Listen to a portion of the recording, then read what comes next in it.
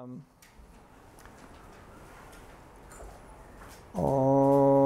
Jnanatimirandasya Jnananjana Shalakaya Chakshurunmilitam Yena Tasmai Shri Gurave Namaha Sri Chaitanya Manobhishtam Sapitam Yena Bhutale Swayam Rupa Kadamayam Tati Swapadantikam Vansha Kalpa Tarubhyascha Kripa Sindhu Bhayedacha Patitanam Bhavanebhyo Vaishnavebhyo Namo Namah Sri Krishna Chaitanya Prabhu Nityananda Sri Advaita Gadadhar Srivasadi Gaur Bhakta-vrinda Hare Krishna, Krishna Krishna, Hare Hare, Hare Rama, Rama Rama, Hare Hare. Is the air conditioning working? Yes. Are people comfortable in here? Yes. Okay, that's important.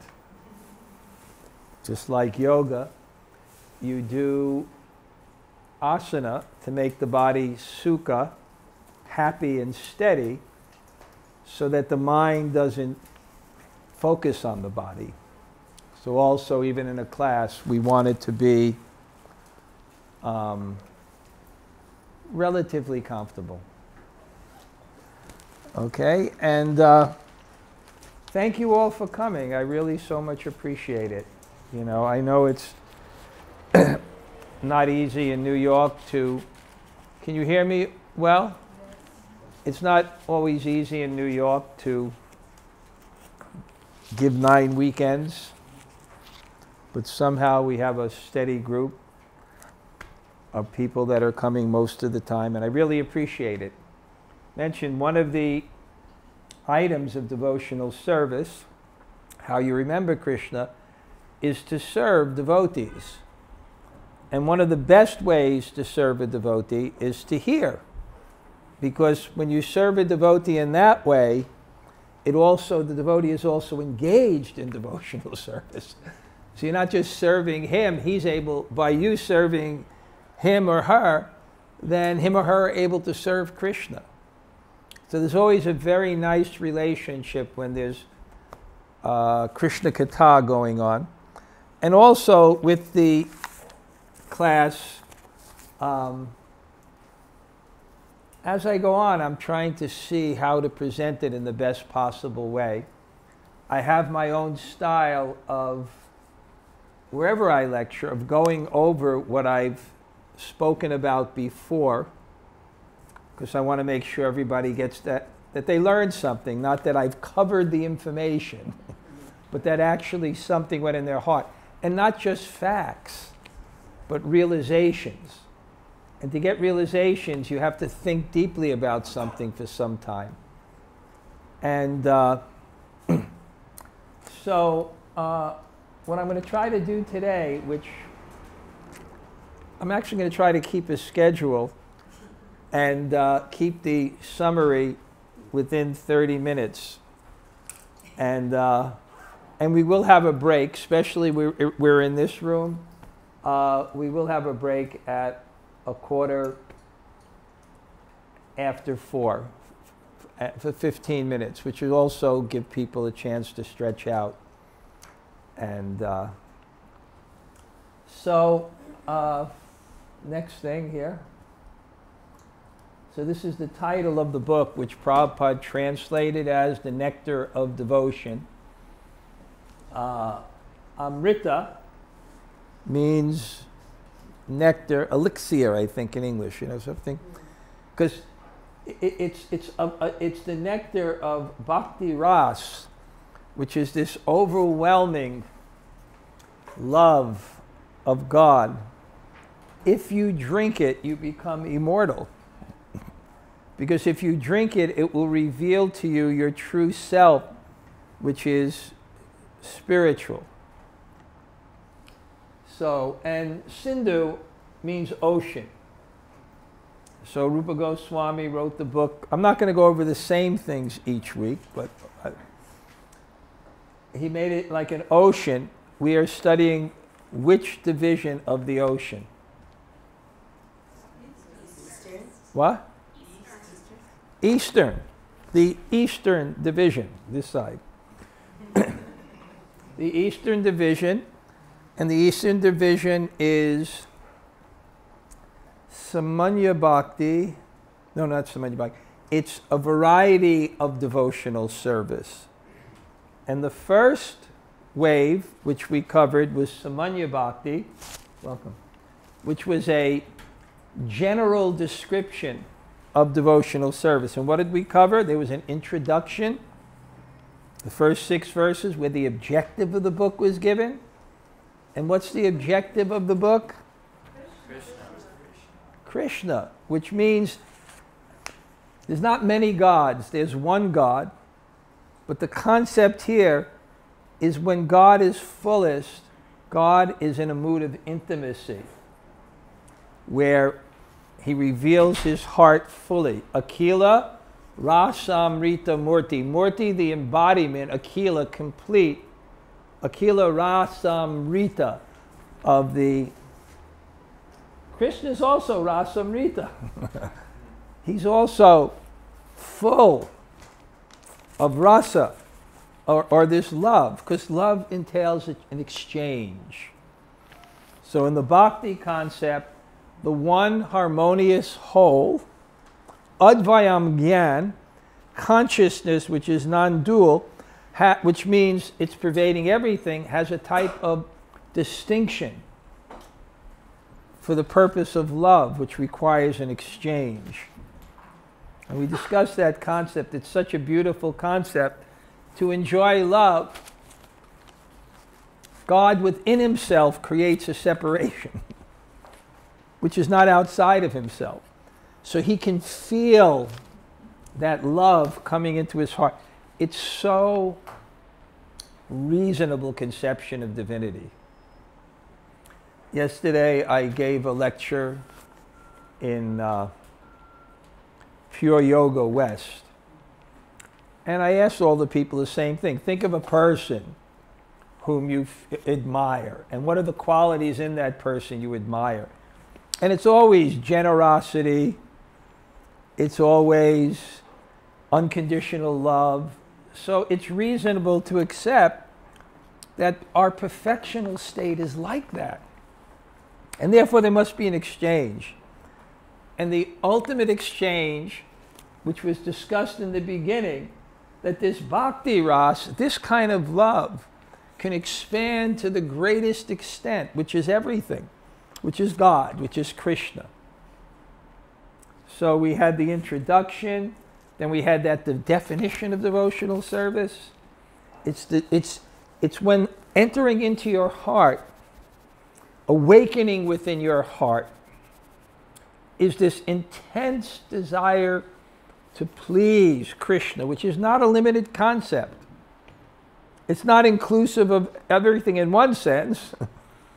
It means Krishna, his different manifestations, his forms, his energies, his differentiated parts and parcels, the living entities. It's that feeling, that love of God. Therefore, it's not a sectarian concept. Prabhupada said, he who loves God, his religion is perfect. We don't look at religion as a particular faith, a particular dress. It's a particular heart where you want to love Krishna, love God, without any other desire. And that's called Uttama Bhakti. And then it was described that there were 6 characteristics of Uttama Bhakti. You Kleshagni, you become free from the kleshas. Shubhada, things become more auspicious. When you have that feeling, moksha lagudakrit, it makes any other type of liberation lagudakrit, Lagu means small. One time there was this devotee, he was a German Olympic star.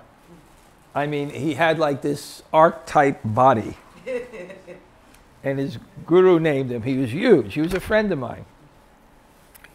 The guru named him Lagu Hari.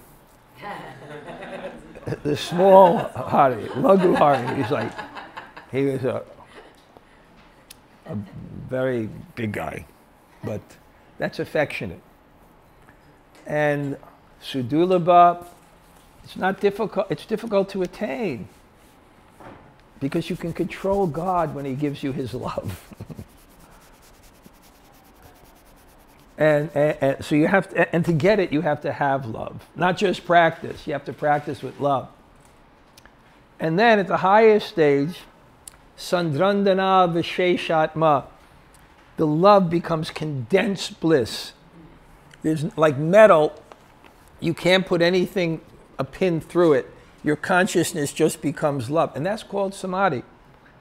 Even in yoga, they have the two top stages or what? In Ashtanga yoga, who can say? Dhyana and what? Samadhi. The yeah. And samadhi. Dhyana and samadhi. What's the difference? That the one is just a concentrated mind, but then the other is, it opens up to bliss. It's pretty good, Julie. Or something like that. It's a very subtle difference. I read this in a book about bhakti. Beautiful, the difference. See, the second highest level of meditation is like, if you look at oil flowing, there's no space, it just flows. So your consciousness just flows to God. There's nothing else in it. So what can be higher than that? When you're so absorbed, you are not even cognizant that there's anything outside of that. You see, one, you're meditating, but you're cognizant there's something else out there. But you're not even cognizant that there's anything else out there. That's samadhi. So Sandrandana and Sri Krishna Karshini. You have that prema. You even control Krishna. You attract Krishna by that love.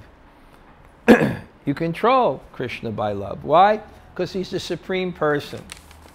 And someone who's not controlled by love is called what? Impersonal. They're impersonal. He's controlled by love. It's such a beautiful thing that the greatest being will not be the greatest being if he's not controlled by love. And therefore, what is Radha called? Madan, Mohan, Mohini. Krishna is the controller, the bewilderer of Cupid. Radharani is the bewilderer of the bewilderer of Cupid. So that ended the first wave, which is a Samanya Bhakti, a general description. And then the second wave we studied last week was Sadhana Bhakti, devotional service in practice. And what's the definition? You use your senses, which means your mind, your words, and your body, deliberately to remember Krishna for the purpose of getting that love. Every practice has an objective. Our objective is bhava. Our objective is that there's a deep, deep love within our hearts for God, with nothing else. So that's the purpose of, that's sadhana, how to practice that. How to practice with the senses. And there's ways to do it. How to remember Krishna, because remembering Krishna will draw out within your heart that a little ananda kana, that spark of your true nature, which has been covered. As much as water becomes ice, the water is in the ice, but the liquidity is not there. The function of it is not there. The feeling of it is not there. It has another use. So, okay, yeah, come in. So, this is the practice. And what we're going to learn now is there's many, many ways to do that. And the acharya, or the teacher, devises the ways and means to focus the student somehow or other. And I think that's really the theme of the Bhakti Center. Create an environment where somehow or other, not everyone's the same. We have different bodies, different backgrounds, different levels of renunciation, different taste. Somehow or other, to focus the mind on Krishna. And that's what the acharya in Sanskrit means the guru or the teacher. He finds the ways to do this. And then last week we discussed the eligibility of it. We can go to the next verse. And we discussed this verse, which is a beautiful verse, but maybe a little confusing. And of course, we discussed that there's two types of ways to focus the mind on Krishna. One is by our understanding that this will invoke devotion in our heart because it's in the sacred text called the Shastra. So we understand, and because we don't, and the other way, that's called Vaidhi Bhakti. The other way is Raganuga Bhakti, that through your natural attachment and attraction. And that's mercy when that happens in the heart. And it's a gradual process. It can happen at any time that you become inspired. But generally, any practice, you have a discipline. Because if you don't have a discipline, then you'll just follow your senses and mind. And I'll give you the mudra, the body language that represents. I don't want to do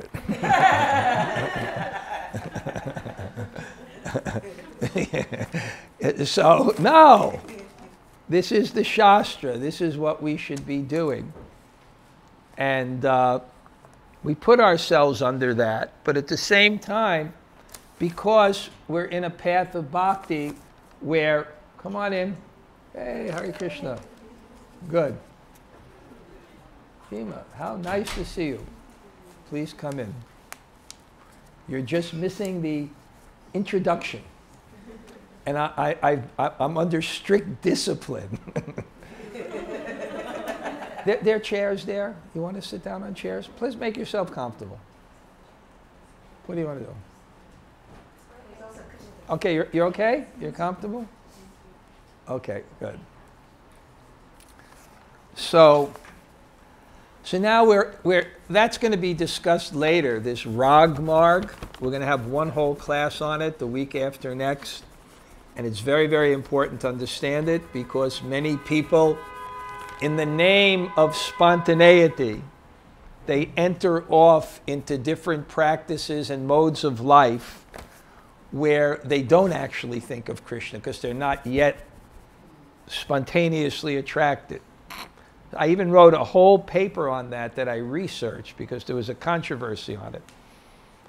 That's an interesting story. I'm giving coming attractions, you know, stay tuned. That's an exciting one. You'll see the room will fill up by that class, by all the sahajiyas. They'll want to hear the higher subjects. So we discussed the eligibility for Vaidhi Bhakti, and obviously it's your faith and conviction in your teacher and the teachings. It's your faith and conviction in that. And how do you get that faith and conviction? By hearing those teachings and applying them to your life and changing. But the way it starts is mercy. Somehow or other, something comes into your heart by the association of a devotee, and then you want to adopt the practices to actually mature that. Somehow or other. And another thing, it will take birth in the heart. This is very interesting, and that's why I wanted to discuss this. By someone who's not too attached or too detached. Because if somehow or other someone enters a path of jnana, which the practice is vairagya, because you want to understand and separate the soul from the body, so you have to practice on that level, vairagya, vai without, ragya. You want the mudra for vairagya? No. Vairagya. So you want the vairagya, then if you practice that path and you become adept on it, then when that mercy comes, you won't be attracted to it. Because it's, I have to tell this story, I tell it many times. Prabhupada said, someone asked and probably gave a lecture on yams and niyams, very heavy. No intoxication, no illicit sex, no gambling, no meat eating. It was very heavy. Someone raised his hand, Swamiji, what do you do in your society for recreation? And Prabhupada said, our practice is simply recreation. Chanting, dancing, feasting. You never see picture of Krishna in the spiritual world wearing a construction helmet and smoking a cigarette. So, but it's a fact that someone who's too detached, they'll look at it and they'll, no, that's not spiritual. Even when Lord Chaitanya, he came to Varanasi, and it's the seat of the impersonalist sannyasis who practice that vairagya. Sometimes you see them in Vrindavan, and they walk into the temple, you know, and they have that kind of dry look, you know, and it just doesn't facilitate. Nit, Tat, Gaur, Haribo, Haribo. It just, they'll come in the temple, they'll look at Julie, they'll leave.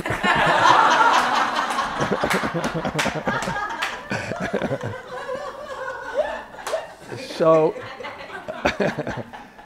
also with Lord Chaitanya, he came in, they wanted him to visit, and he was so humble, he sat where the feet were washed. And the head of the impersonalist, he came, he said, that we're worried about you, because you're chanting and dancing, and you know, he said, I'm also worried. But then he explained how he went to his guru, who told him that actually this is the best way to become absorbed. Not too attached, not too attached. So bhakti, it begins for people who don't have extreme attachment. And in that verse, in the commentary, I pulled this verse out, and I want to explain it so it's not, having awakened faith in the narrations of my glory. So it begins with that. Being disgusted with all material activities, knowing that all sense gratification leads to misery, but still being unable to renounce sense gratification, my devotee should remain happy and worship me with great faith and conviction. Even though he is sometimes engaged in sense enjoyment, my devotee knows that all sense gratification leads to a miserable result, and he sincerely repents such activity. They should remain happy. So what I wanted to explain really what this verse means is what bhakti is about sincerity. Bhakti is about sincerity and having the right objective or goal. It's the objective or goal is this, something like this. Happiness is not conforming the world to my desires. Happiness is not situating myself in a position to gratify my ego. That's not happiness. Happiness is devotion. Happiness comes from the heart. That's not happiness. You know that. But this is where I'm at. So what to do? Be sincere and move forward in your spiritual life under guidance. But understanding what the goal is. And understanding this is not the goal. And at the same time being very practical and realistic. Knowing, even though it's not the goal, you may need some to achieve the goal. Which means, again, we don't live to enjoy, we enjoy to live. So it's a very practical philosophy. Understand what will really give you happiness. Set that as an objective. Honestly see where you are and move forward sincerely. And it's not that when you advance, you don't become detached. You do. but it's not. But we don't start there. So this is very, very practical. And I've had many examples where people come to me, and I don't want to say what sense gratification they came to me with, because then it'll seem like, yeah, I'm encouraging that. So I'm not going to say which it is, but you know, in various situations in life, and not up to the standard, people come to me, and it comes in a variety of ways. But I see the people who advance don't rationalize and create their own philosophy what the goal of life is, which is pure love and dedication and service and surrender and all these things. They don't create their own philosophy. But they don't become guilty, but they remain humble, which is it's a very healthy consciousness. It's a very healthy consciousness. But the key is sincerity. You know what you can do, you know what you can't do. You know where you're at, you know what it's sincerity. And I actually, there was one Sanskrit scholar, he came to one conference, and he was an old friend of mine.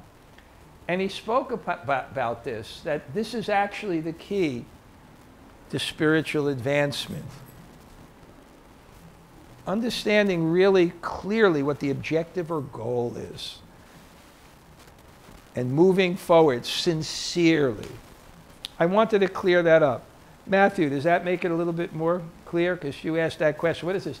Happy and disgusted and you know, what's going on? Okay. Okay.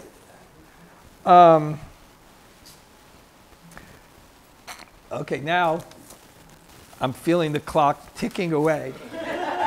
Let's go quickly now, okay? So we cover. This verse was very, very important too, because the eligibility for bhakti. So this is what can block bhakti.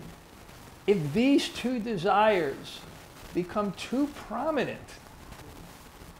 which is mukti, especially as your objectives, which is, mukti means liberation, but it's merging. And bhakti, material, you know, enjoyment, it becomes too prominent. It says it's a witch because you become haunted and it covers you. It covers your desires with another desire, which is not bhakti. There's a term in Sanskrit called nitya dharma. Nitya dharma means our eternal duty, our eternal nature. And our eternal nature, the thing that never changes, is we're part of God and we're meant for God's service. That's what we're trying to bring out of our hearts. And this can cover it. And that happiness of devotion. And there is no other happiness.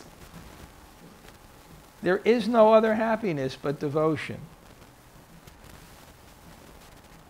So and from this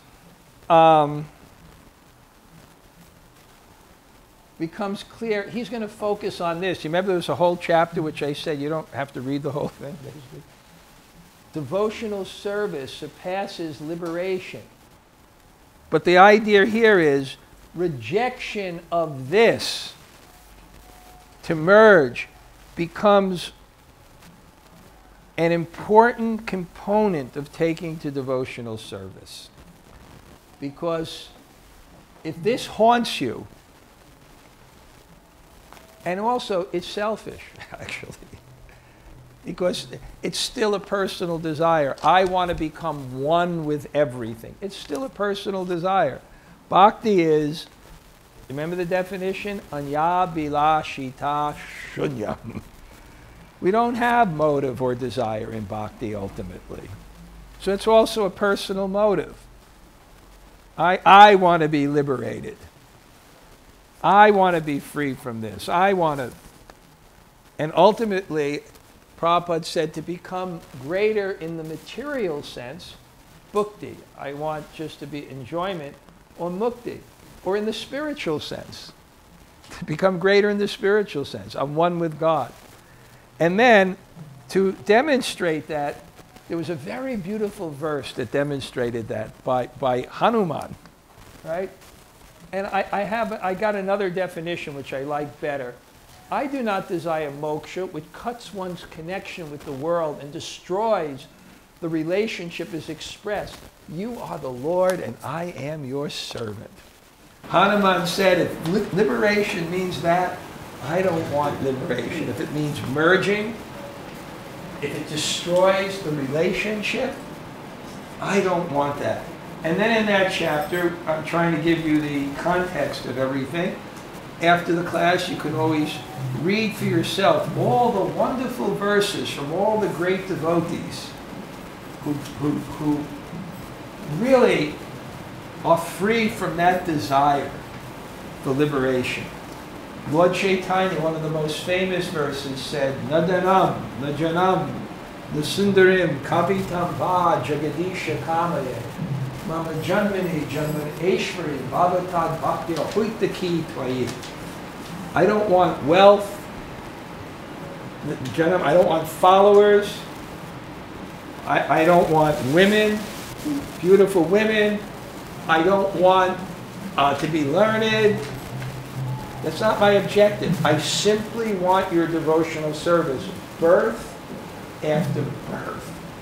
And that means I don't even want to be liberated.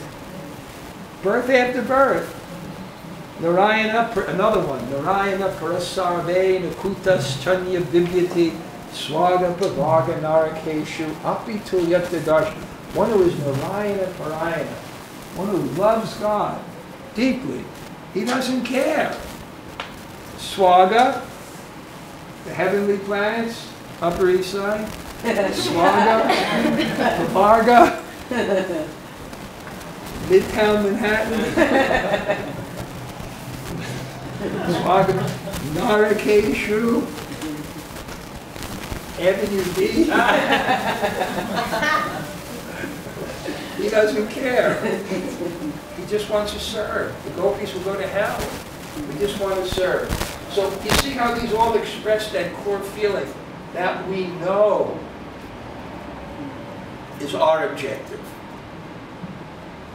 We know it's our objective. Let's go on. I'm going to go quick with these. I made it. The devotee does not accept any kind of liberation. And these are liberations which mean you want to be near God. You want the power of God. You want to be in His association. You want the same form, so merging. These, you can do this as a service, and then it's okay. What does it mean, the same form as God? Because when in Vaikuntha, when Narayan walks, part of it, he has a nice entourage of beautiful people, so you could do that. So you can do it for service, but especially this. Oneness doesn't want. Come. And the best among the single-minded devotees are those whose hearts have been stolen by Govinda. Since even the favors of Narayan or other forms of Krishna cannot steal their hearts.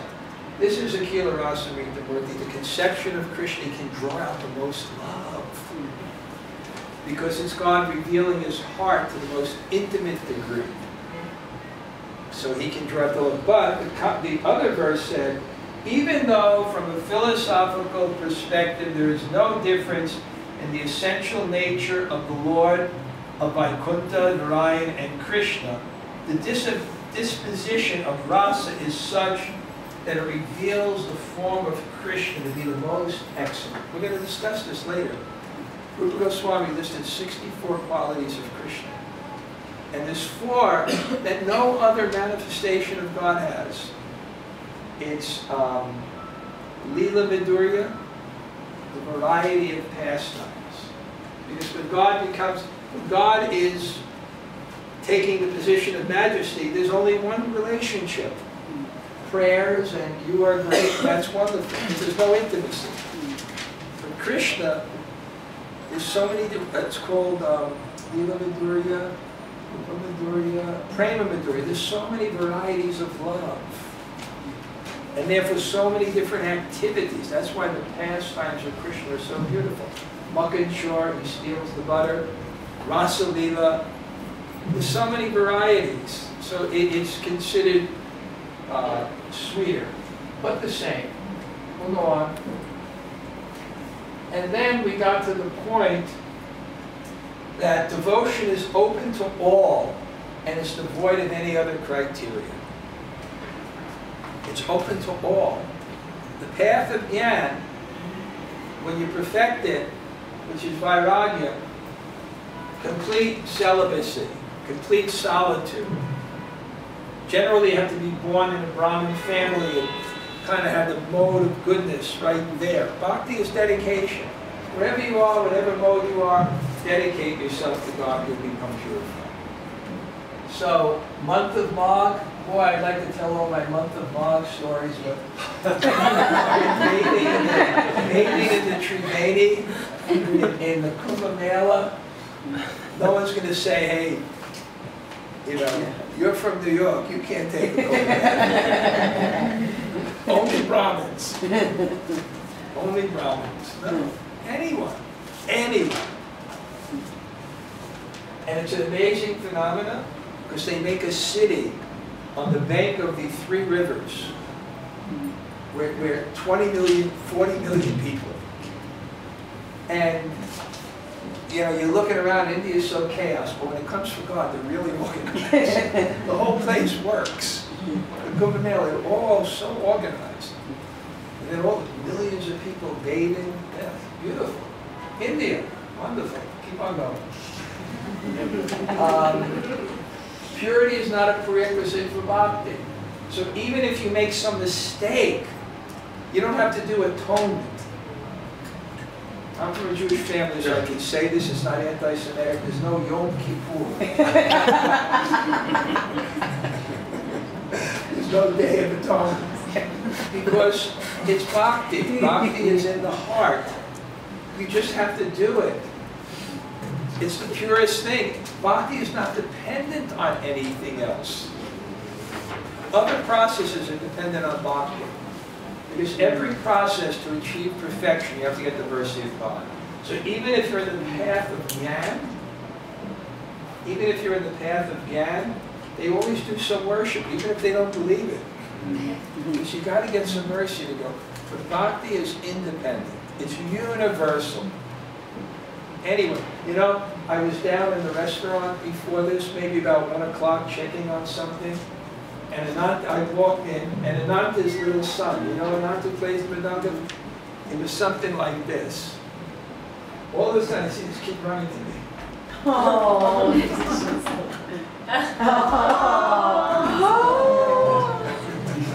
He's 1 year old, right? What? He's just 1. He's 1 year old. Yeah. That's bhakti. Yes. He didn't have to have like a super brain or, you know, he's probably not clean, he's just a little kid. Right? There's no, persons are elevated in devotion, so no atonement, like that, keep on going. Varnashram, not a prerequisite for bhakti. I'm a Brahmin, I'm this. And I have so many incredible stories. It's just, how am I doing? It's What? time. It's time? That's what happened. I'm in charge. You did your service. You did your service. I'm going to keep up with the thing. One who is forsaken his material occupations. Whereas bhakti is connected with the soul. So when you do it, you get an eternal benefit. So even if you somehow or other go ahead and then kind of go back or something, you never lose it. But if you don't achieve bhakti, this says, if you don't achieve love of Godhead, then what's the use of any other perfection that you do? Any other perfection, if it does, the other things, social, etc., they're important, but to bring you to love. But if they don't bring you to love, they don't bring you to bhakti, what is their value? As Jesus Christ said, and Prabhupada quoted in his commentary on this from the Bible, what profit a man get if he gains the whole world and loses his soul? That's the same idea expressed here. Next. Okay. We finished the summary. It's not. It's important. It's important. You don't mind I joke, right? Because this was your service. You have to be strict with it. Hey, thanks, Try to Get It Hard. Thanks for your coming. Wonderful to have Try to Get It Hard.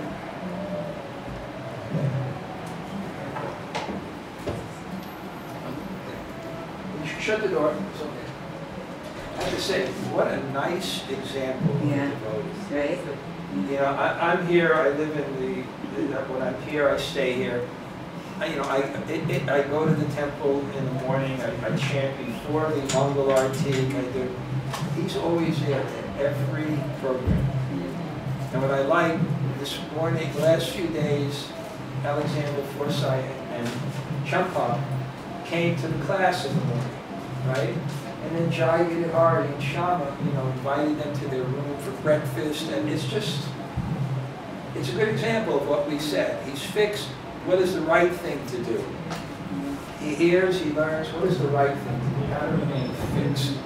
He has that faith, it's his faith and conviction. That if I do what's right, you get a taste for it too.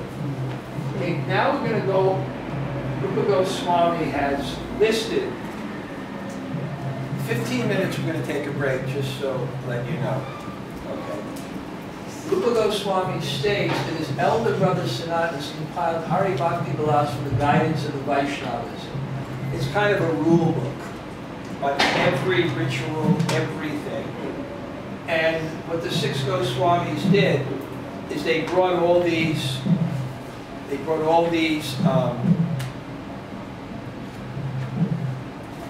during the break, someone maybe would tell them, like, we have a class, I don't know, do that and that. The Ganga should be a little bit softer.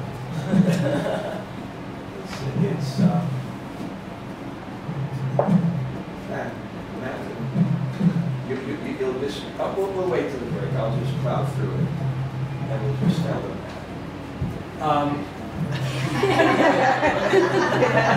Just got volunteered. Rupa Goswami states that his elder brother Sanat has combined Bhakti Vilas for the guidance of the Vaishnavas and mentioned many rules and regulations to be followed.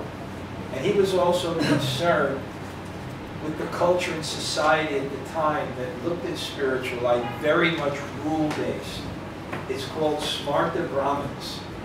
And everything was rule-based. And so he, to give credibility, found as many rules that can be applied to Vaishnavism as possible. Some of them are very important and prominent, and Rupa Goswami will now mention these very prominent items for our benefit. So these are the many ways, and it's very interesting. At the end of the whole description, it says you can perform Ek Anga Bhakti. Anga means a limb. There's 64 limbs of Bhakti. Or you can do Anek Anga Bhakti. Anek Anga Bhakti means with many, not one. So that, again, the idea we said is that Bhakti, the rule is to remember Krishna. So it gives a variety of ways you can do it, But our acharyas say the most important thing is sankirtan, is chanting. It's the most absorbing. The rag, the tal, moving your heart, helping you to remain absorbed. Even if the mind wanders, it kind of it goes to the body, and it's just the body is moving for kirtan, and you go to the senses and you see devotees. Kirtan is very powerful. Okay, let's go.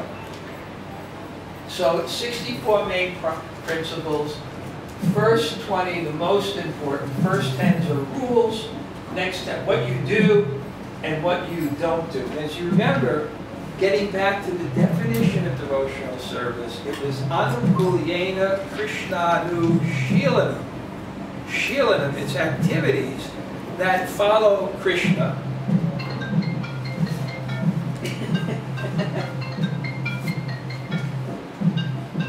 So I have to do this. Adi, I'm giving class now. Okay, thank you. You ever really want to meet a real saint, living saint? Adi. Shut this off. He's such an incredible person. There's not 1 minute in his day but he's not serving Krishna and the devotees selflessly. And he's in the temple at the point. Stays up to midnight. It's wonderful. So I just saw that. I felt so much devotion. I answered.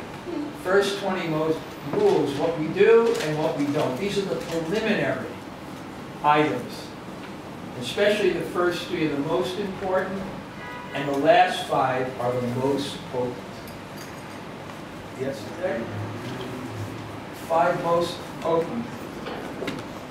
And they're going to be kirtan, serving the, we'll study these later, serving the devotees, hearing stories of Krishna, hearing the Shastra, worshiping the deity, and visiting a holy place. They're the most, Vrindavan. They're very, very potent. And there's some charming stories how it says even a neophyte means one without attachment. If he performs these items without offense in a simple, humble mood, he can achieve bhava, which is the goal. And I have examples of people with no background coming to Krishna consciousness in a simple way and having experiences. My favorite story is, I don't know how it is, but this one older Israeli man named Shlomo, and he looks exactly how his name sounds. And just Can't you imagine how he's the sweetest man. And somehow, I don't know, he became frustrated or something, probably with his mother. And he was an older guy, and he thought, I can't take it anymore. And he went to India, and he wound up in Vrindavan and came into this temple. And the most beautiful deities, I know Radha Govinda, Radha Murali, you see in Vrindavan what Radha Shyam Sundar looks like and how they are dressed. And the decorations, you can't even imagine what they do in festivals now. They do one water festival where they fill the whole temple courtyard with water, and they have a system where they can make designs in the water out of flowers, somehow with ropes and but the whole Jai, Radhe, and colors, and a whole mosaic. And they spent, I don't know, thousands and thousands of dollars every festival.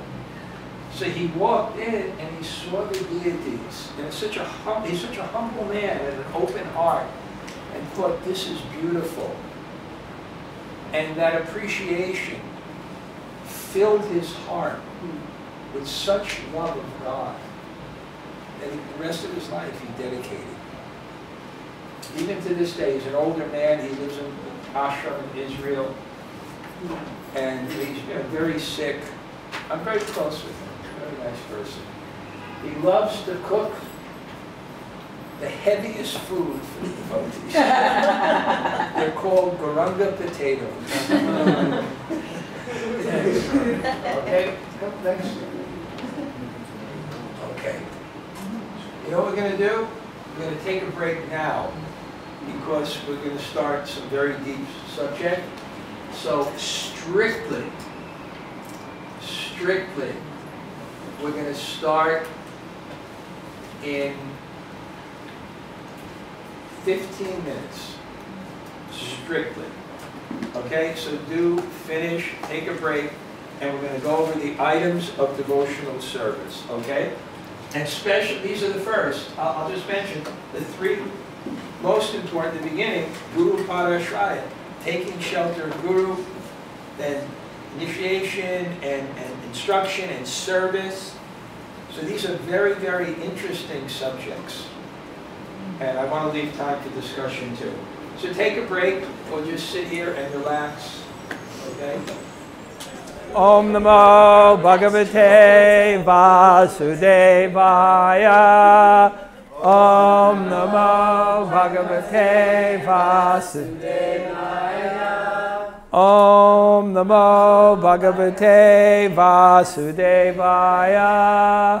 Om Namo Bhagavate Vasudevaya. Om Namo Bhagavate Vasudevaya. Om Namo Bhagavate Vasudevaya. And I really appreciate that people come. Sometimes you may have to leave, like Audrey has to leave at 5 today. But it's more important to come than think, oh, well, you know, so it's just nice.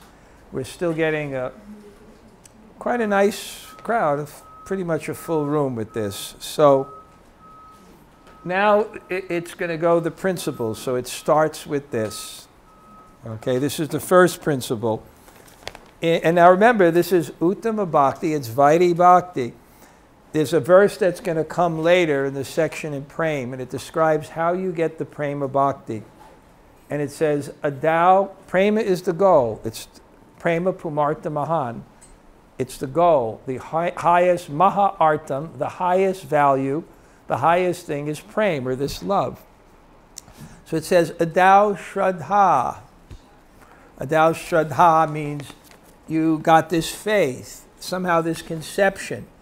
And it may start like with a little just drop of that feeling of love or an appreciation for it. And then the next stage is called Sadhu Sangha. Sadhu Sangha means, wow, this is so good, I will be with the people that do it. And the next stage comes, is called Bhajana Kriya. Then it's so good, I really want to start practicing it. Wherever I'm starting. One of the things is we should only accept what is necessary at our level, at our capacity. We want to move forward. So when we come to that level, then it says accepting the shelter of a teacher. And there's many there. The basic principle, remember we had Krishna Anushilanam. How do you practice bhakti? It's activities. Anu, Krishna. They follow Krishna. They follow Krishna's desire. They follow Krishna's will. And Krishna's will is that we actually do develop this love. So how do we understand how to do it, what it is, how to practice it, and how to follow it? Well, we do it through a teacher. And that's the path of bhakti. And here, this is always a famous, a significant word, tasmat, therefore. Right? Any person who seriously desires happiness, jigasu, he's inquisitive, he wants, uttama shreya. Shreya, they both mean the topmost, the best thing. Which is, and so it can be translated, it's the best thing, happiness. But what is it? What's the best happiness? It's that love in your heart. When you want, then gurum prapadyeta, then you must seek or take shelter of a teacher. And then it gives the qualification for what the teacher is. But before that, tasmat, therefore comes after something else. So what came before this in the 11th canto is kind of a description of the futility of the goal of happiness being ego and sensual as your ultimate goal of happiness. Again, we try for our comforts and a reasonable life to be peaceful, but not as our objective, because it's not ultimately happy. It may be able to be used as a platform for something else. So, therefore, when you understand this, then you want to practice, and then you seek a guru or a teacher, and then it gives the qualification. Nishnatam, he's fixed in knowing the teachings, and he's fixed in God. He's fixed in God. There's many ways, that's one. And he's upasamasvayam, which means he is detached. he actually is fixed on that goal. He's not absorbed. He understands what the goal is, and he becomes tranquil and peaceful in that. So this is really how bhakti is practiced. And again, you look at an example like someone like Jai Giridhari. You know, he's fixed on what? What's my teacher want? Who represents what Krishna wants? And that's how your mind thinks. That's what love means. It's no longer being fixed on me. So therefore, understanding this, then let's have a guru, let's have a teacher. Another translation, this is by Prabhupada. Therefore, any person who seriously desires real happiness must seek a teacher. And the qualification is that he realize the conclusions of the Shastra by deliberation and is able to convince others of those conclusions. Such a great personality who has taken shelter of the Supreme Personality of Godhead, leaving aside all material considerations, is the bona fide teacher. So this is Krishnanu Shilanam. Anu, we're following the desire of Krishna. We're following the will of Krishna. And if you meditate on a person who is spiritual, that's what they're fixed on. They're fixed on coordinating their desire with a will higher than their whims. And you know, it's the example. The example I always give is the symphony. You know, you're part of it, so you're trying to find out what is good for the symphony. So you're trying to find out, and what is good for the symphony is good for you. What is good for the body is good for the hand, and what is good for God is good for you. So this is a deeply spiritual person. So that's the beginning. Guru Pad Ashraya. This concept of taking shelter, right? Taking shelter. This is where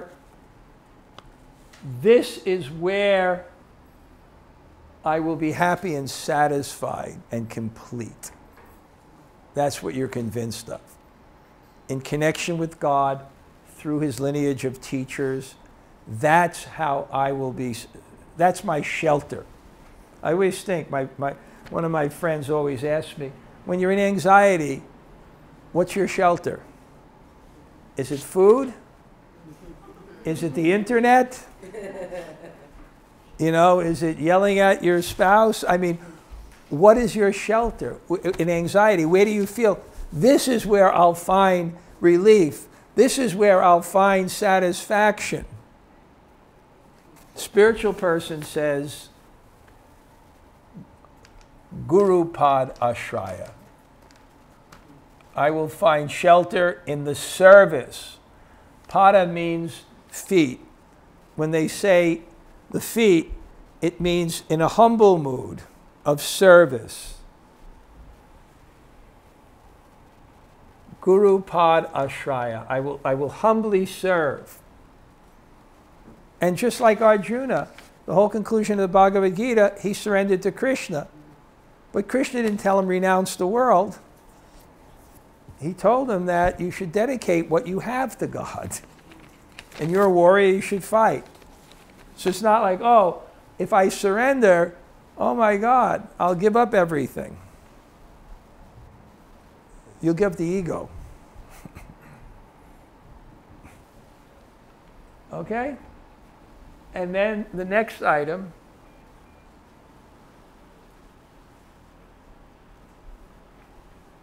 you can read it yourself.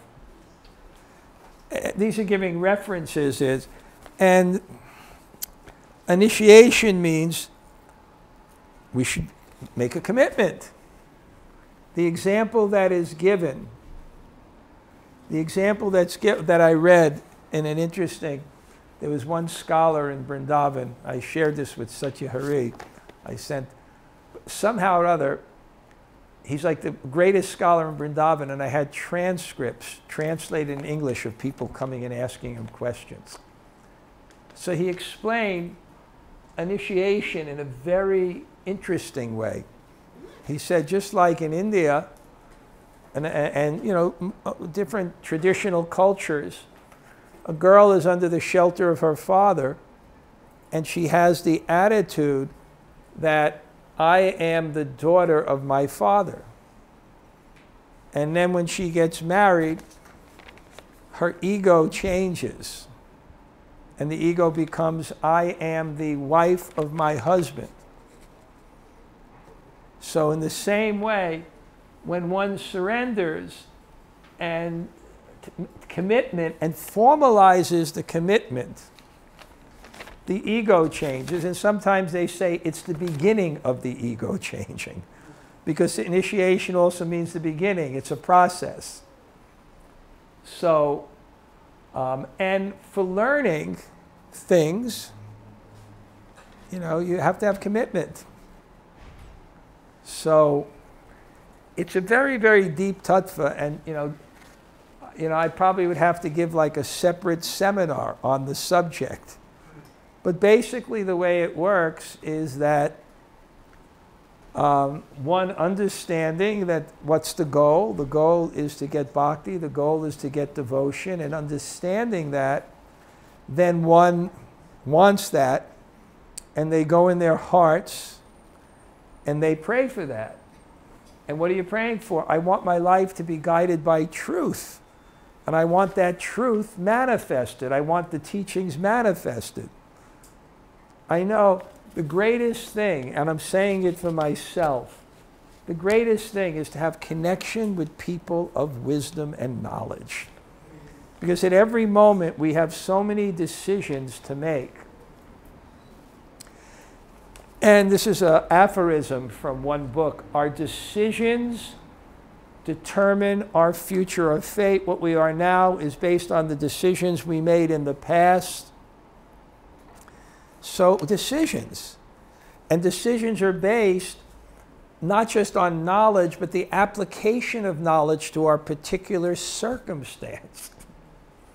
One decision is attachment, right? One decision is renunciation. It depends on the person. So, so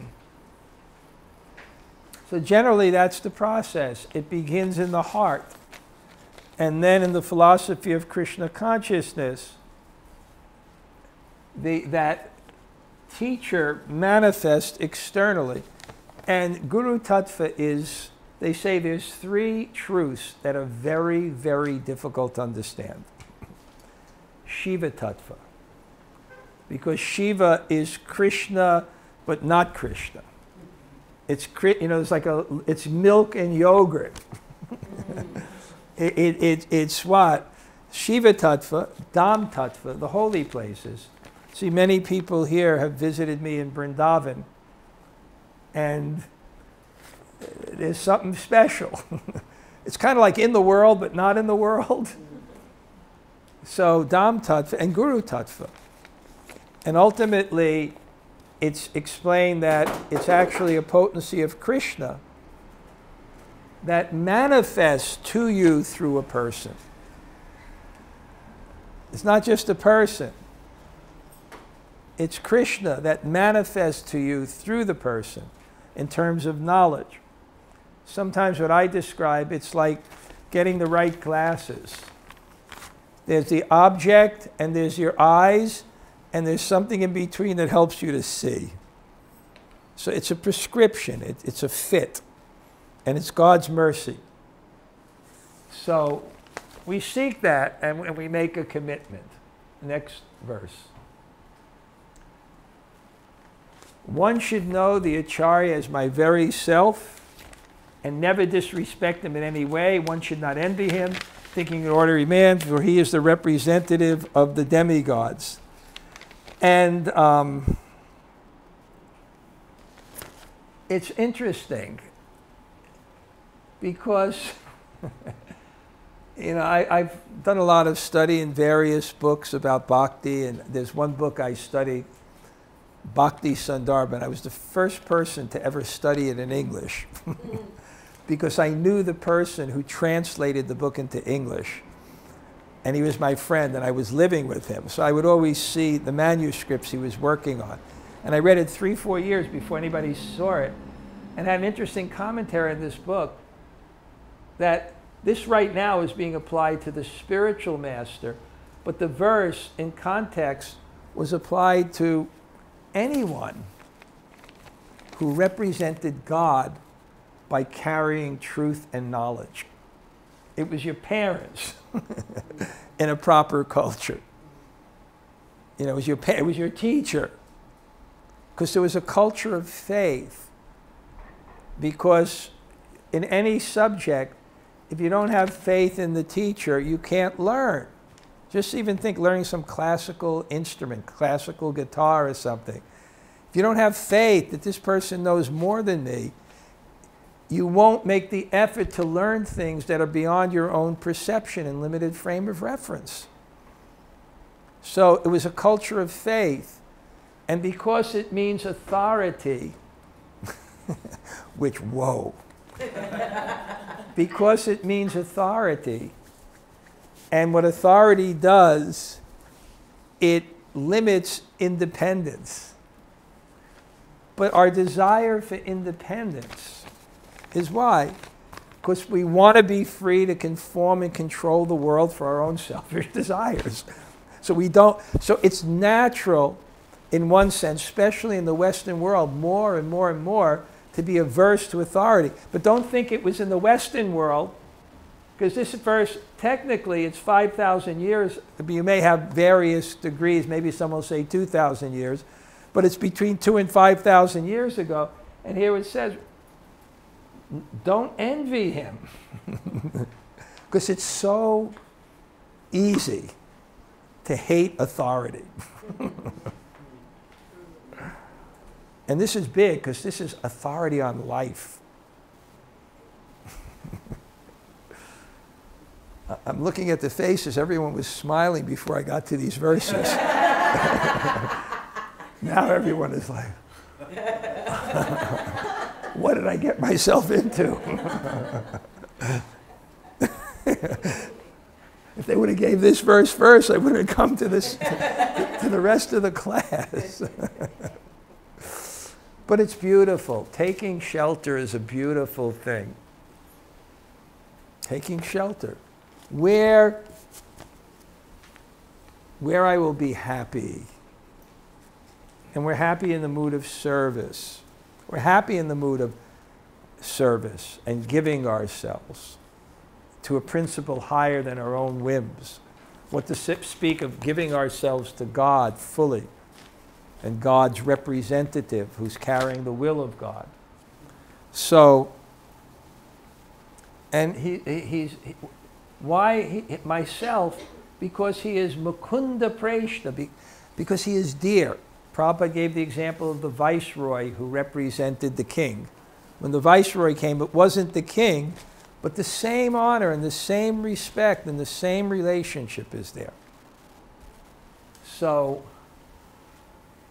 that being said, most people, when they take the spiritual life and they get there's two types of initiation.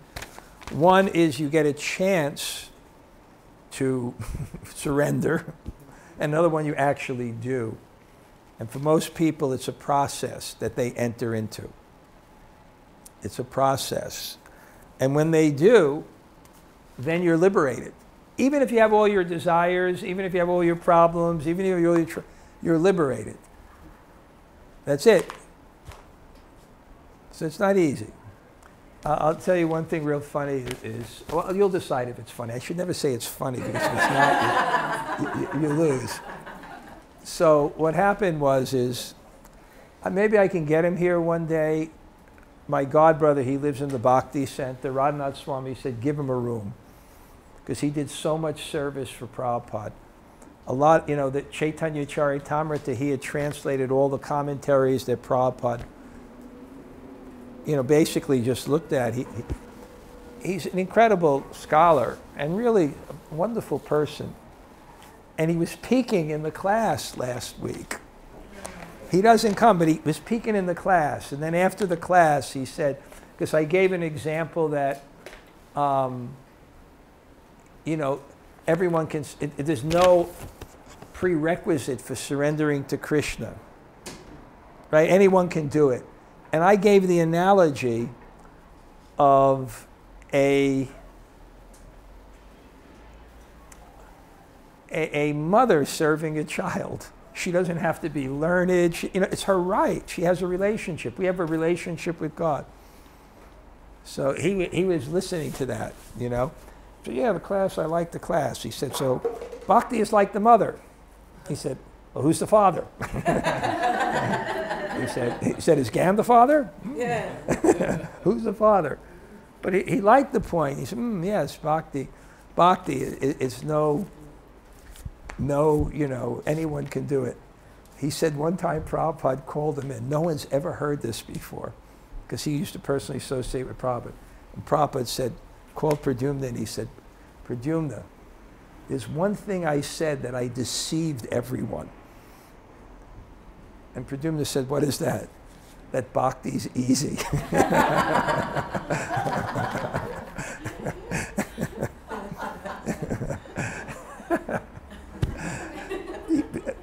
But it is. It is, because there's no material qualification. But it's challenging the root of our material existence, which is selfishness, which dictates that I want to be independent so I can make all the choices I want, to conform the world to the way I want. So that's a little challenge. But that little kid, he did it. He did it. How difficult could it be? Okay, so those were the first three. Now we're gonna go pretty quick, I think. Following in the footsteps of the saintly persons. These are just separate references that I took from the commentaries. Following in the footsteps of saintly persons.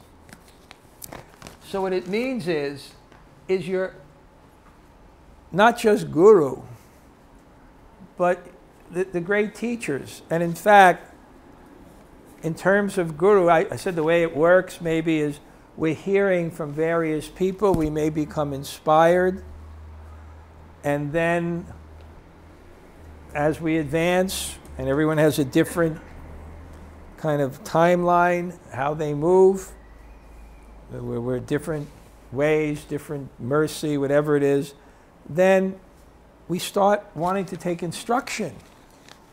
So that becomes what's called a Siksha Guru, an instructing teacher. And we can have many instructing teachers, and then one, usually it's the person who's instructing, we may formalize the commitment, but because it's Krishna, it may come in various ways. And the Siksha Guru, the instructor, may later even become more prominent, even though maybe the one who initiated, by formality, he is your authority. But Guru is Krishna, so it can move in various ways. And even there's a famous story to explain this.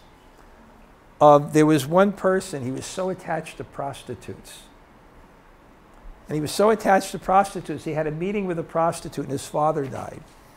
So in India, and I've done this, where you burn the body on the bank of the river, and then the person, and I had to do this once, one student of mine died in Vrindavan, and you take some straw and you light it, and you go around 3 times and you light the wood and the fire goes up. He was so interested in that prostitute, he was trying to speed up the ceremony. And then what he did is it started to pour rain and the river was flooding, there was no boat, so he tried to swim across the river. And he grabbed onto a log and it was a dead body.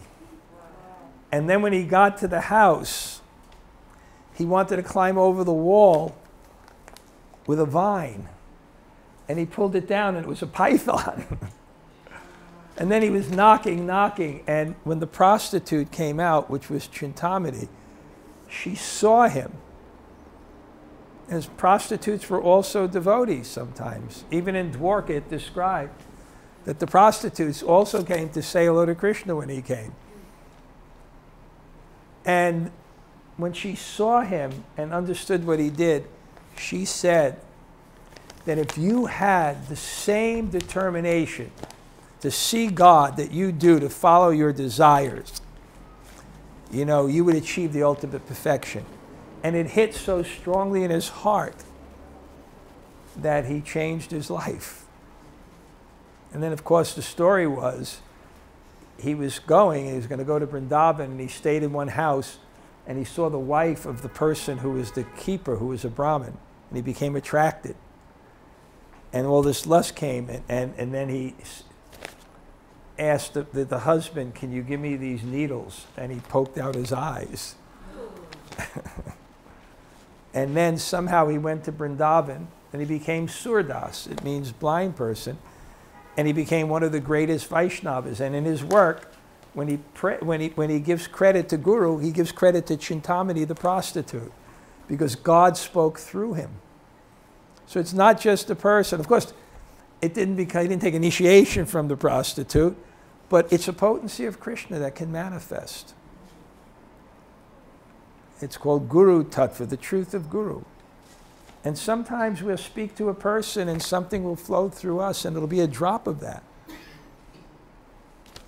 So, but also following in the footsteps of saintly persons. But this means it's also, the teachings must be there. It's not just a person. Following means not the person, but also the Shastra. And in our tradition, there's a check. It checks and balances. That Guru, the sadhus, the saintly persons, and the teachers, they must, and the sacred teachings must be the same. So it's like a check. Wait, it has to be according to the teachings.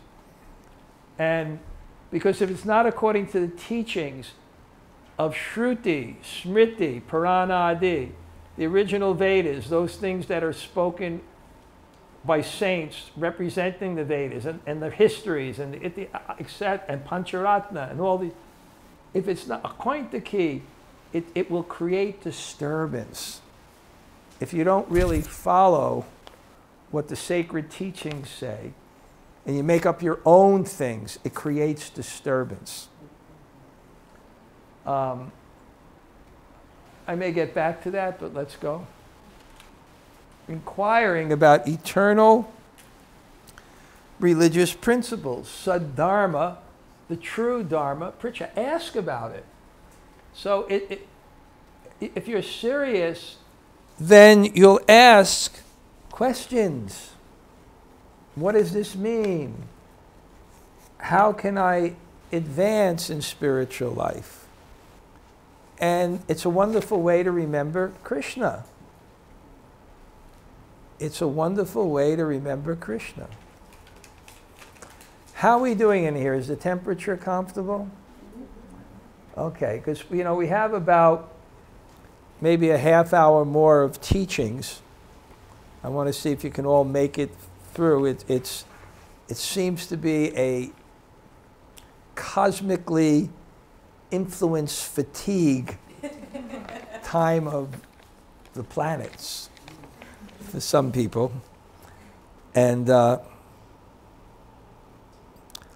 right, yeah, so that's so nice.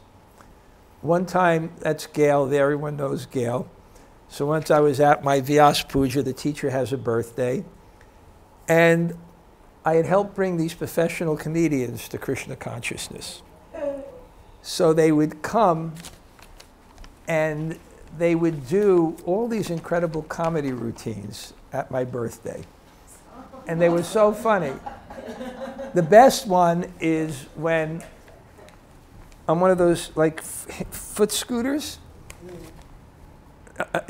people playing a husband and a wife are coming into my party to tell jokes, but then the wife breaks down and says, I'm afraid I'm going to commit offenses here, and I won't do it. And then there's an argument between the husband and the wife based on Bhagavad Gita.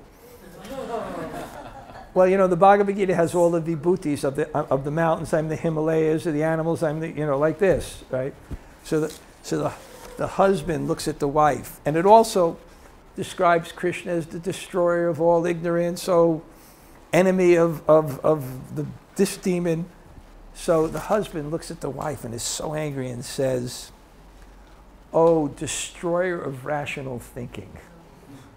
Oh, enemy of logic." And then the wife looks back and says, "Of the innocent, you are O.J. Simpson. Of days of the week, you're Monday."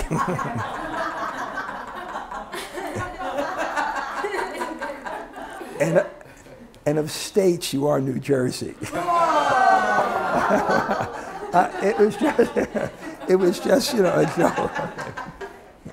So anyway, one comedy routine, they had a person who would give answers, and you had to give the question. So someone said,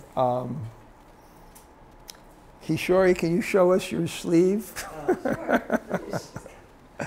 In New Jersey, there's a famous tattooist. So most of the, we're having a little fun here, but most of the people there, for some reason, they're like this. So they have, okay, one's enough. What? Krishna. I'm not objecting. Okay, I want to get to this principle. Okay. Thank you, Kishori. So they ask questions. So one of the questions are, devotional markings that mark the devotee as a temple of God, and they're what are tattoos, and then you are not the body. And what does Michael Jackson realize? But anyway, and then 108, and the answer was, how many more? Gail is married to a very nice Catholic Italian guy, Joseph, very wonderful man. So it's 108. It says, how many more questions would Gail ask Dhanadhar Swami before he wished she had become a Catholic? She's asked me 1,000 million questions. But it is a principle of devotional service, not just an excuse for a good joke. Okay, next. Being prepared to give up everything material for Krishna's satisfaction, it means, spiritual life means some sacrifice. Nayam lokas to lokas yakutanya. Without sacrifice, there's no advancement. Residing in a sacred place. Tremendous benefit on pilgrimage. I'm inviting anyone here to come visit me in Vrindavan. It's one of my favorite sevas. I have very nice people there that help me. And it's such residing in a sacred place. Accepting only what is necessary.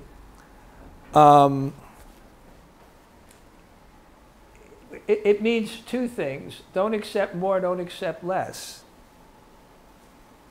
And the term for renunciation in bhakti is very interesting. It's yukta vairagya, balanced detachment. It means you give up the things that you could not use in God's service.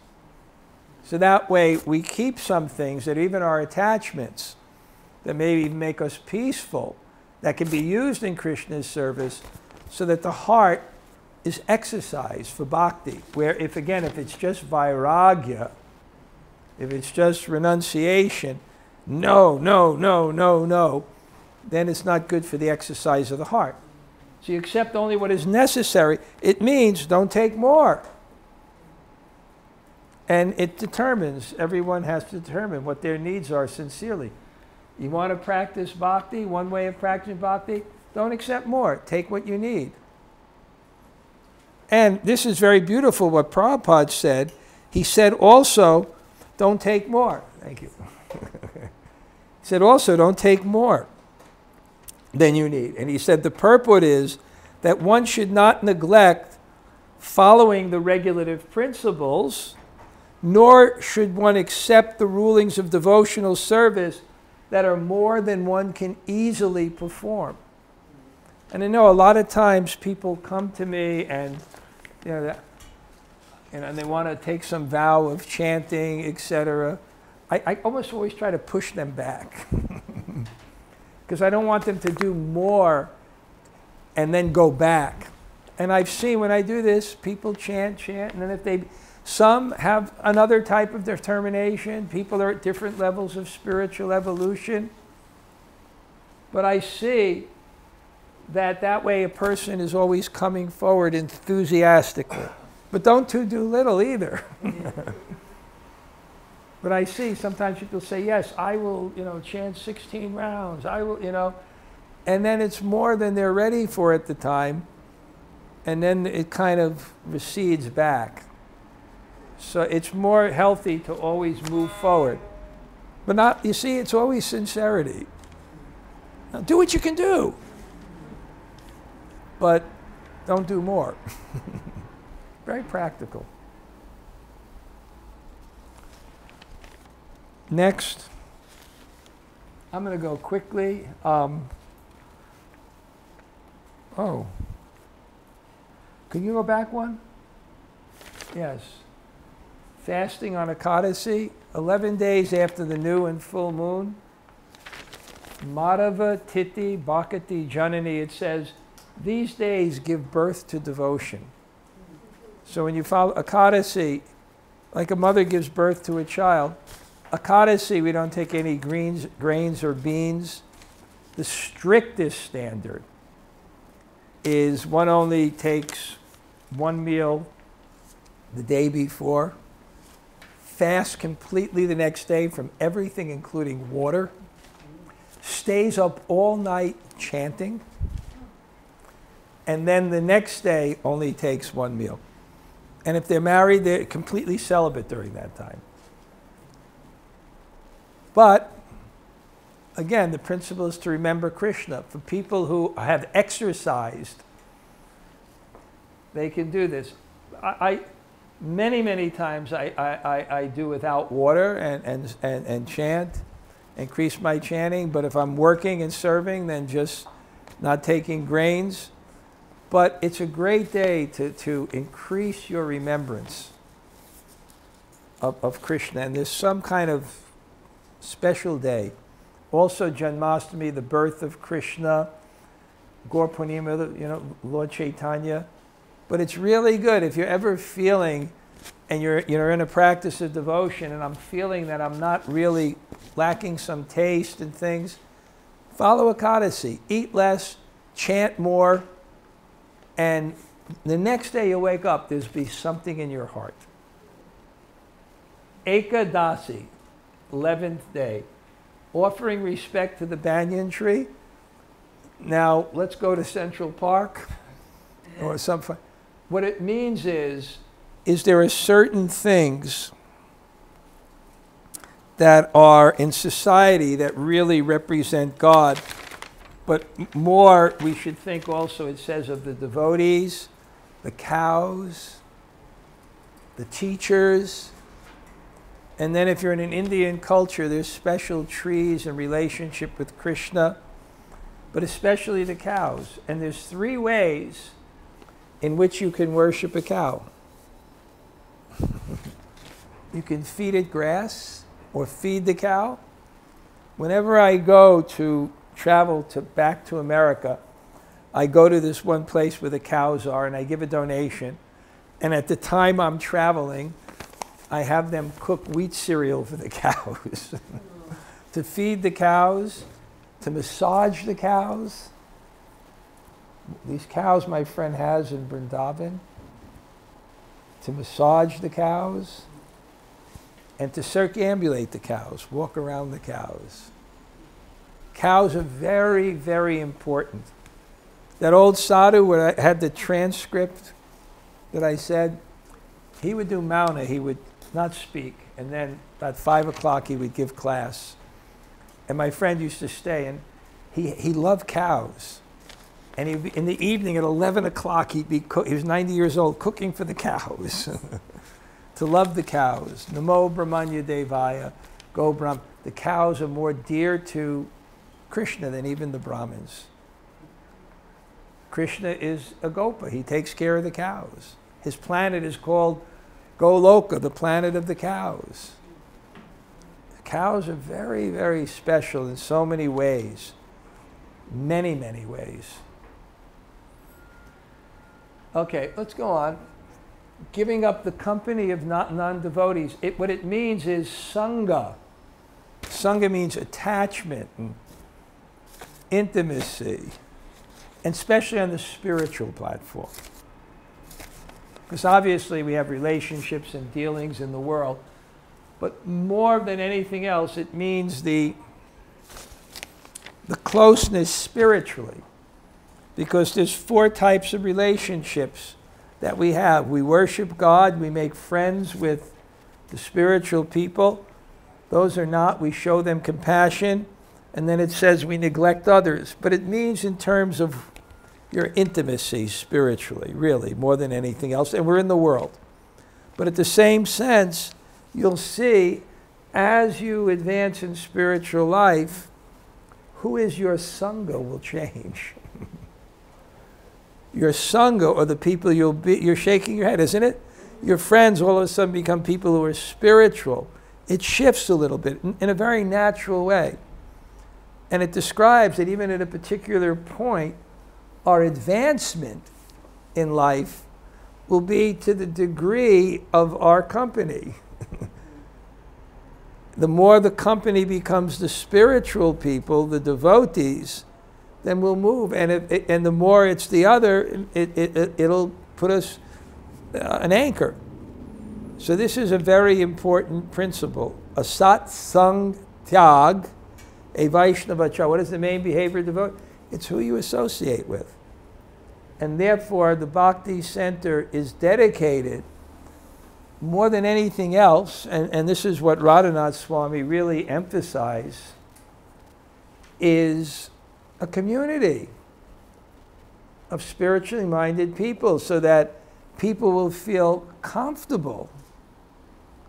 I know Kadamba and Kishori Radha, my students from New Jersey, you know, they come all the way here, even though they have, she has 2 children, she has 4 children. They come all the way here because they really like the Sangha. They really, it's their type of people, you know. And afterwards, sometimes they go down and they meet Mangal Artik, who is an old friend, and her daughter wrote me a letter this morning. Sorry, Maharaj, please excuse me, I couldn't come to the class today. You know, I'm feeling a little sick, and next week my father is taking me someplace, so I hope to see you soon. But it's the Sangha, the association, the community. Champak, she doesn't like when I talk to her, but she comes from Russia, and she had a beautiful community there of people. And she was really worried, you know, because father thought it was best for her to go to school in America, better education and things like that. And also her grandmother lives in Brighton Beach. And so she was worried, but I told her, I said, no, Trump, because should I go to London? Because the father, I met him, he said, she'll go to any school in the world. I'm willing to send her any school in the world. And somehow or other, I said, no, come to New York. Come to New York. You won't be sorry, because there's a Bhakti center there. And in the Bhakti center, you'll find your community. She had a great community there. I know some of these people. They were so, so close. But she told me today, she's so happy because she has a community. And that's how we advance in spiritual life. And shifting from other communities. And that's natural. When you develop spiritual ideals, then people who don't have them, it's hard to become close with. Although they may, if they respect you and love you and respect what you're doing, that's one thing. But if they're inimical or against, not accepting unfit disciples, constructing many temples, or reading many books. This is a very interesting principle. You see, there's two things. This is chase the root. These are the Krishna Anushilam, they're the activities. And the first 10 were the activities of pravritti, what you do. And now these are the principles of nivritti, what you don't do, what you give up. These are the regulations. So this is interesting. It says not accepting actually too many disciples, constructing big temples. The real thing is ego is against bhakti. And followers, lavish festivals, I am the feeder of the Vaishnavas, let me spend millions of dollars, let me build a big temple, let me read so many books and become learned. But the principle is not for ego. Because in the commentaries, I had a very personal thing. I'll tell you how this works. So this is about 25 years ago, and someone wanted to be my disciple. I didn't have disciples. So I was thinking, nah, I don't want to do this. No, I don't want to do this. Because I see if people are going to respect me, then it's going to increase the desire for worship. It's called puja. The desire for distinction, which is called pratishta. I said, no, I don't want to do this. But I couldn't decide. And then I was with one friend, he said, you shouldn't do this. So I said, you know what I'm going to do? I had this, almost like a Siksha guru, like a person I admired, an older man in Vrindavan, a Vaishnava, Gaudiya Vaishnava. He was very, very learned. I said, you know, I'm going to put it before him, and I'm going to ask him, right? And whatever he says, I'll do. It won't be against Prabhupada if I do it or I don't do it. But it was heavy, because if there was any attachment in me to do it, I'm putting it out of my own thing and putting it to some authority. A little scary. So I remember, and it was very interesting what he said. He said, was it approved? I said, yes. Then he thought about it, and he said, then I order you to do it. And then he said, not me, Prabhupada through me, which means that's a Vaishnav, he's representing teacher. But he said, don't think you're guru. Do it as a service to Guru. No, actually, when I went to him, I said I was in a dilemma. I said, on one side, I feel if I do this, then the desire for distinction in worship is going to increase. I don't think I don't want to do this. But on the other hand, because I read the commentaries, in the commentaries it said, that a sannyasi, a monk, must do it to increase the family. Otherwise, how will the family, the sampradaya, increase? So he said on one side it says I must do it, and the other side it says not to do it.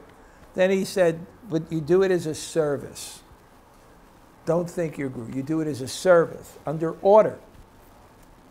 So this means be careful for things that can be appropriated by the false ego and put you in the center. As you're becoming learned, as you're getting money, as you're getting followers, be careful. Everything has to be in a mood of service. You'll become a teacher one day.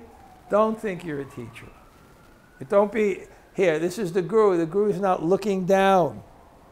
These are all my followers. He's looking up. I am the follower.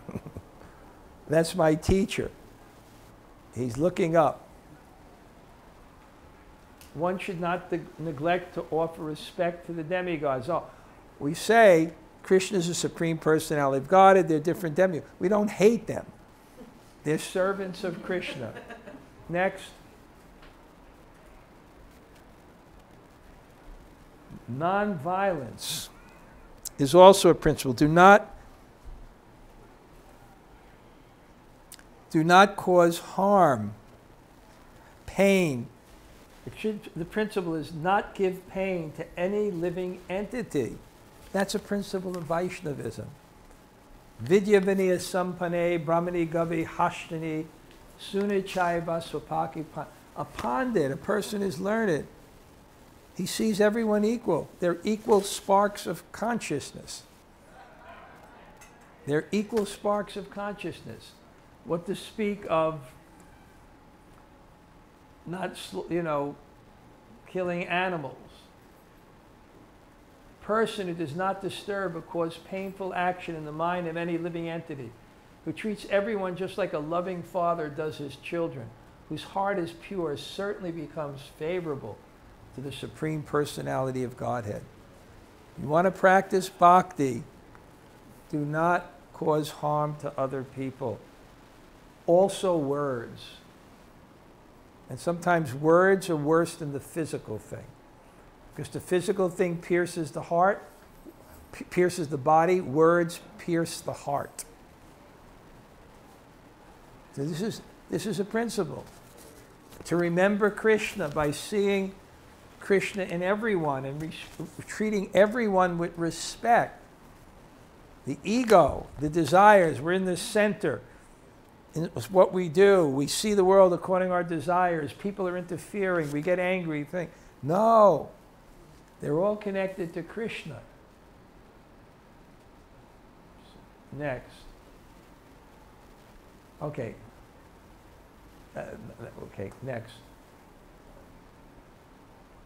One must carefully avoid the various offenses in chanting the holy name and worshiping the deity. I think I'm going to finish with this one here.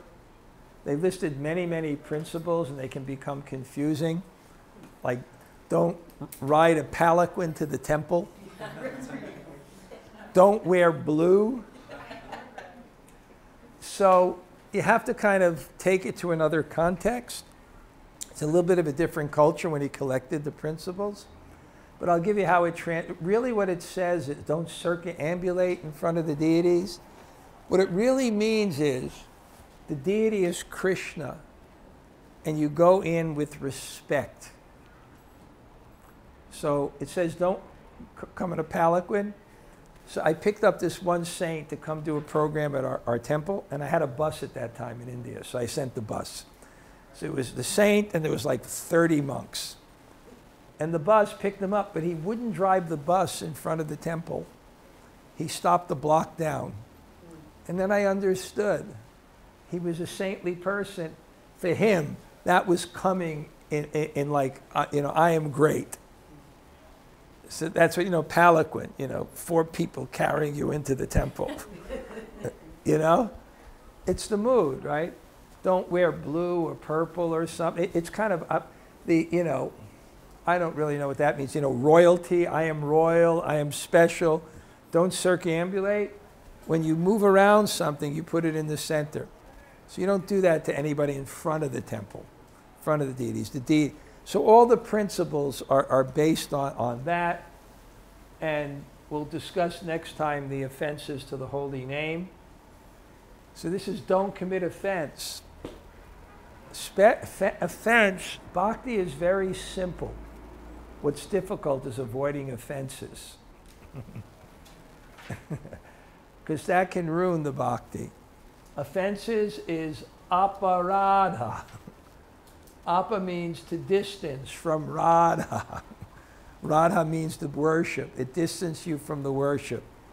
Be very careful about committing offenses. In America, the culture is you throw the punch. If it stops an inch before the nose, no offense.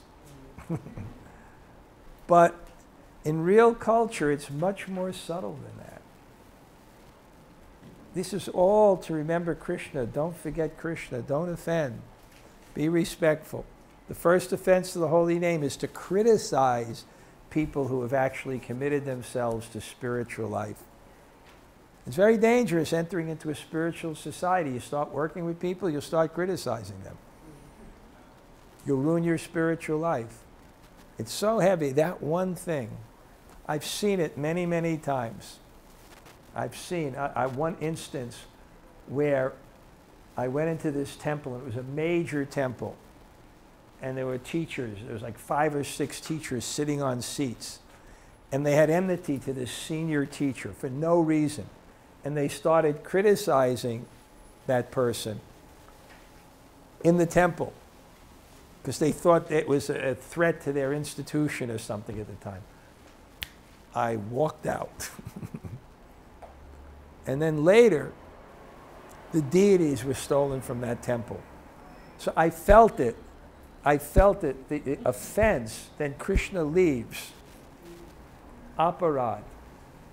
So what I'm going to do now is I really like to keep on time. I did really good. It was good that I actually stopped, you know, the introduction. I'm famous. Yesterday, I had an introduction, and I introduced the introduction. It was really, and then, okay. So, same thing. What I'd like you to do is just get out a pencil and paper, and I'd like you to do free writing. What struck you the most about the class, what you remember. You don't have to read the book, it gets you mental. And then you remember nothing. Just move the pen and start writing. And if you don't remember anything, you say, I don't know, but as you know, once the pen moves, then all your thoughts start to come. So start now. We'll do that for 5 minutes, and then we'll discuss for 5 minutes, and then we'll end on time, and I will collapse. Okay, start writing. Just keep it moving. Keep the pen moving, okay? Okay, now we have 5 minutes. Turn to your neighbor, Saibel. Carissa, find someone maybe up here. Groups of 2, ideally. Everybody have your attention. Okay. You know, I went around and I was so pleased because every single person I spoke to really was able to conceptualize and express a point that was made in the class. You know, sometimes when they teach this, and it's also nice, they give people, there's other things, like you live in India and then you study the course every day, this is once a week, so you can forget. So I want to make sure things go deeper. But you know, sometimes they make memorizing lists and things like that. But I saw that actually people picked out points that were actually relevant to their own lives. You know? And discuss them. And, you know, I have a good sense that the class is going well, so I'm quite happy. And thank you again. You know, we're getting every week about 35 people out of 50 that were registered, and different people, some Bryn's not here today, I guess, because tomorrow, if anybody's interested, we have we're doing it quarterly at Yoga Maya.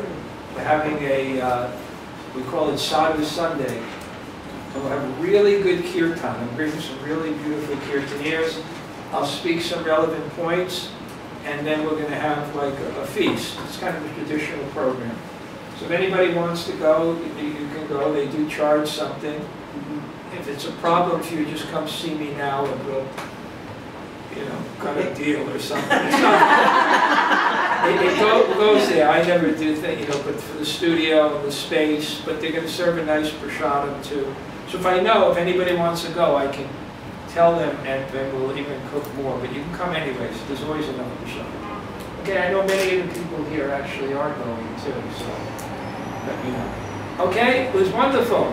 Next week, chapters 10 to 14, I'll write where I think the emphasis should be. We didn't finish everything today, but I think next week will be good. We're going to just discuss all the rest of the items, practically. Okay? Thank you.